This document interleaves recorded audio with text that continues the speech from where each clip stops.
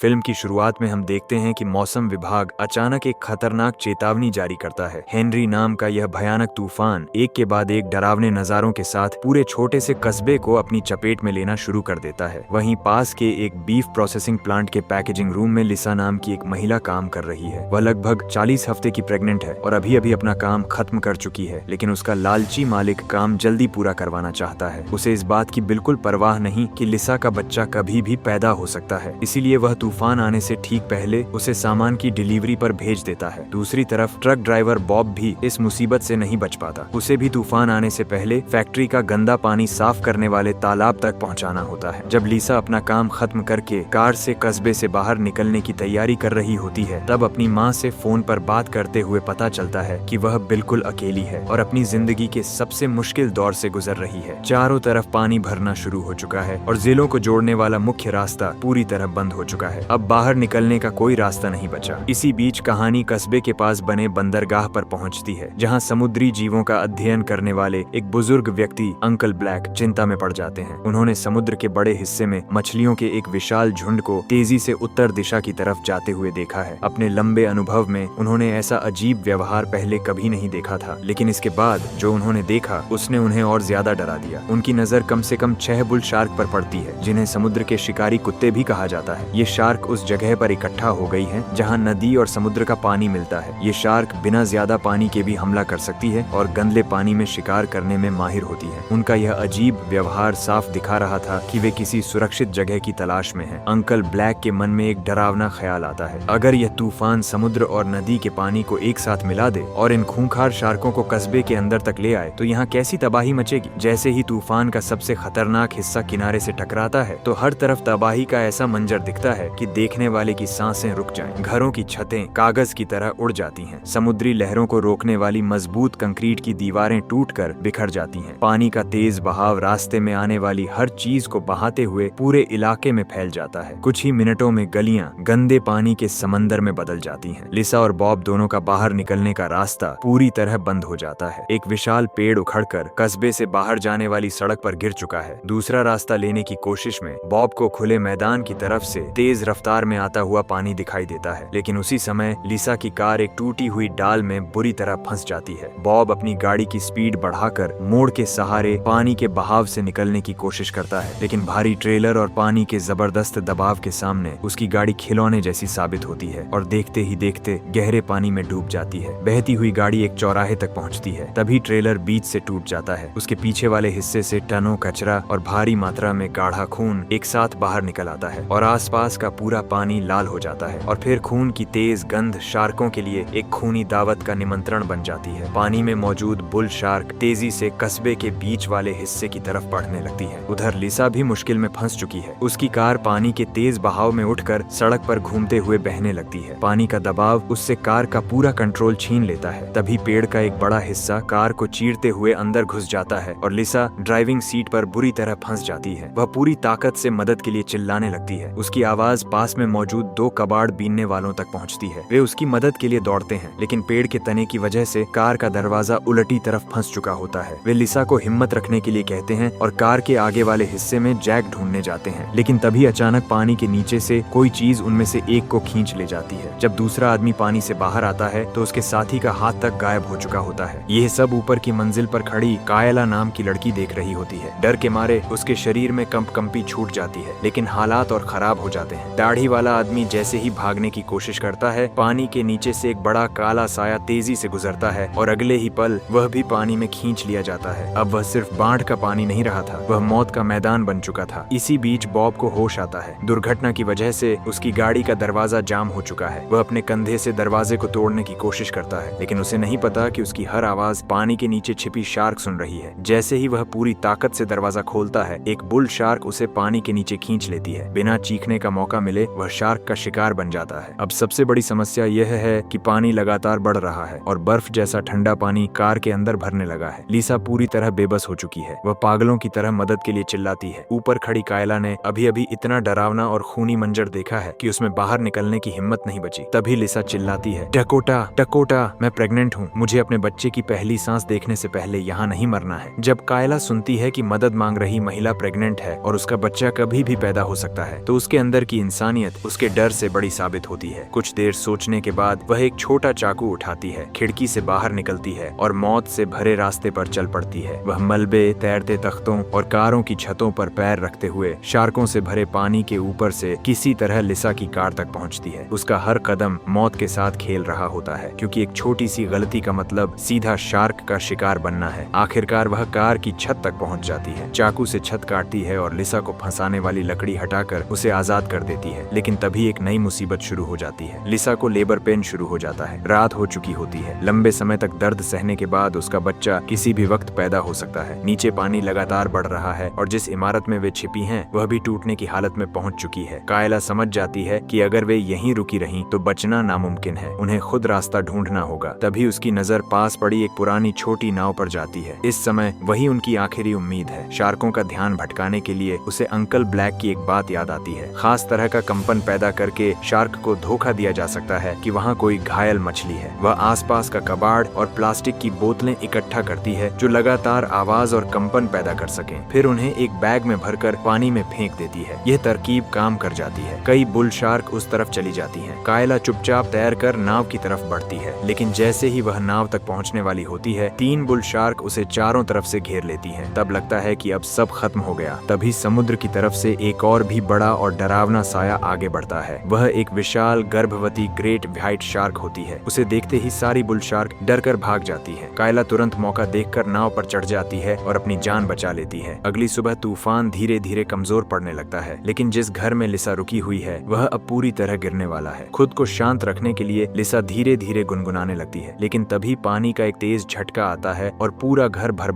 कर टूट जाता है। अपने अजन्मे बच्चे को बचाने के लिए लिसा बर्फ जैसे ठंडे पानी में गिर जाती है। जीने की जिद में वह पूरी ताकत लगा देती है। तभी उसे बहता हुआ एक लकड़ी का तख्ता दिखाई देता है और वह उसे कसकर पकड़ लेती है। इसी बर्फीले पानी में तैरते हुए वह अपने बच्चे को जन्म देती है, लेकिन डिलीवरी के बाद बहा खून तुरंत आसपास की शार्कों को आकर्षित कर लेता है। लिसा के पास मां बनने की खुशी महसूस करने का भी समय नहीं है। वह बच्चे को सावधानी से लकड़ी के तख्ते पर रखती है और पास पड़ी एक नुकीली लकड़ी उठा लेती है। अब वह अपने बच्चे के सामने एक ढाल बनकर खड़ी हो जाती है। तभी एक बुल शार्क उसकी तरफ झपटती है। लिसा पूरी ताकत से नुकीली लकड़ी उसके पेट में घोंप देती है, जिससे उसे थोड़ा समय मिल जाता है। वह तुरंत अपने नवजात बच्चे को गोद में उठा लेती है। उसी समय कायला नाव लेकर वहाँ पहुँच जाती है। वह देखती है कि लिसा के पीछे से एक और शार्क आ रही है। कायला तुरंत हार्पून गन से निशाना लगाती है और शार्क को मार गिराती है। दोनों किसी तरह नाव पर चढ़ जाते हैं, लेकिन तभी एक और शार्क नीचे से नाव को जोरदार टक्कर मारती है और नाव पलट जाती है। तब लगता है कि अब कोई उम्मीद नहीं बची। तभी सही समय पर अंकल ब्लैक अपनी नाव लेकर वहाँ पहुँच जाते हैं। उनके पास एक खास उपकरण होता है जो पानी में बिजली का करंट छोड़ता है। जैसे ही शार्क उसके पास आती है उन्हें तेज झटका लगता है और वे पीछे हट जाती हैं। लेकिन खतरा अभी खत्म नहीं हुआ था। एक जिद्दी बुल शार्क करंट से बचकर सीधे उनकी तरफ बढ़ती है। तभी वह रहस्यमयी ग्रेट व्हाइट शार्क एक बार फिर सामने आती है और एक ही झटके में उस बुल शार्क को निगल जाती है। वह इंसानों को बचाने नहीं आई थी, वह तो छोटी शार्क का शिकार करने आई थी। लेकिन इसी संयोग की वजह से लिसा, उसका बच्चा और कायला आखिरकार सुरक्षित बच जाते हैं। और इसी के साथ ये मूवी यहीं पर समाप्त हो जाती है।